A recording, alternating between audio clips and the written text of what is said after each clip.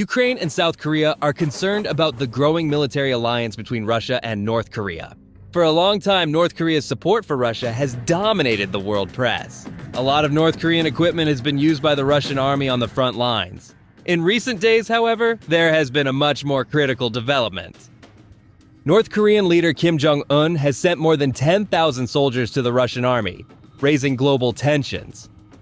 In this dangerous alliance, it was claimed that North Korean soldiers would participate in the war in Ukraine together with the Russian army.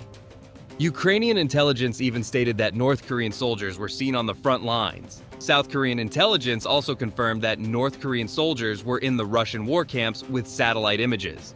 So were Russia and North Korea going to war in Ukraine? What is North Korea's interest in this war? Let's take a look at what happened. Officials say North Korea has troops in occupied Ukraine and continues to send missiles and artillery shells to Russia. Ukrainian President Volodymyr Zelensky cited reports by Ukrainian military intelligence that North Korea is providing military personnel to help Moscow's army and workers for Russian factories to replace Russians killed in the war. Ukrainian President Volodymyr Zelensky said he had intelligence information that 10,000 soldiers from North Korea were preparing to join Russian forces fighting against his country. This statement was widely reported in the media. Following this claim, Zelensky warned that the entry of a third country into hostilities would turn the conflict into a world war.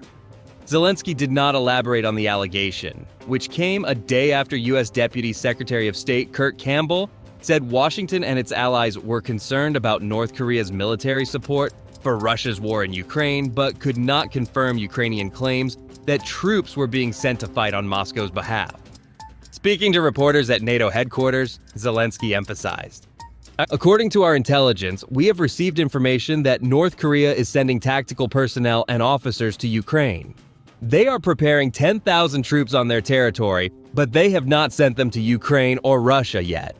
So is it really possible for North Korea to send that many troops to fight for Russia? We have seen North Korea sending equipment to Ukraine many times before, yes. But sending such a large number of troops would be a very big step and would have to be well thought out. At the same time, it would put the arrows of many states on North Korea. We don't know yet whether North Korea is willing to take such a risk." Zelensky has previously warned that any intervention by North Korea would be the first step towards world war. Zelensky condemned Iran's support for Russia, including drones and missiles, and China's cooperation with Moscow, calling on partners like the United States to increase military support to help Ukraine resist.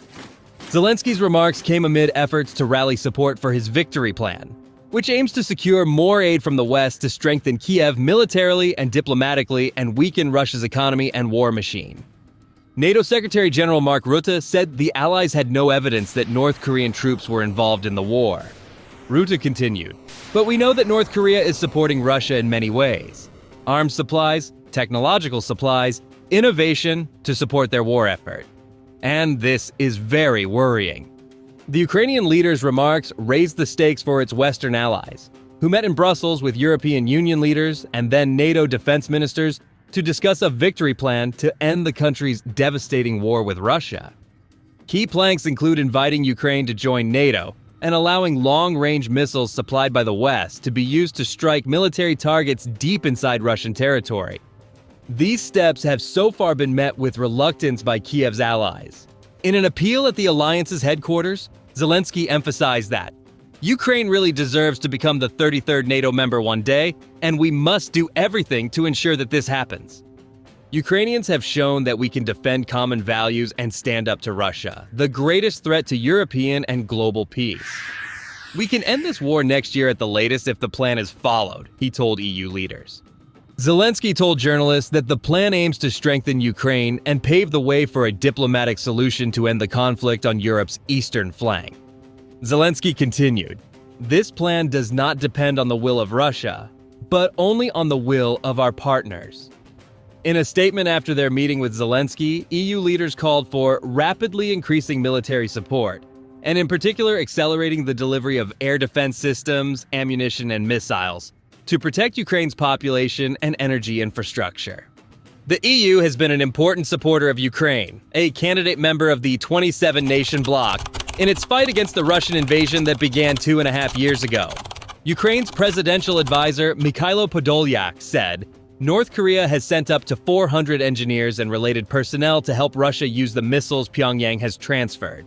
The Biden administration is investigating reports that North Korean troops are fighting for Russia. While they have not confirmed them, U.S. officials said they have no reason to believe the reports are not true. The United States has obtained some intelligence that could eventually help them make a clear decision, two U.S. officials said. National Security Council spokesman Sean Savette said the assistance of North Korean forces to Russia would mark a significant increase in Pyongyang's relations with Moscow.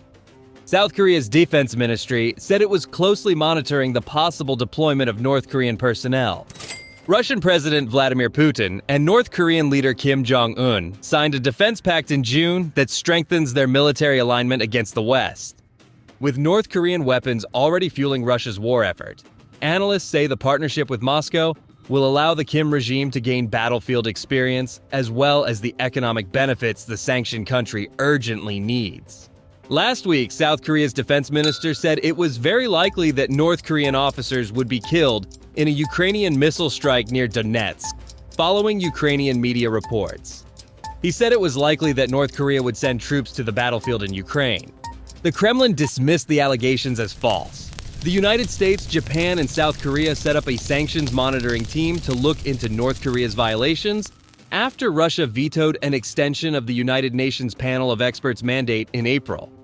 U.S. and South Korean officials have said military cooperation between Russia and North Korea is a violation of UN sanctions. Deputy Secretary of State Kurt Campbell issued a statement following talks with his Japanese and South Korean counterparts. The potential for this to be a major effort to track and hold North Korea to account for a series of provocative actions is real.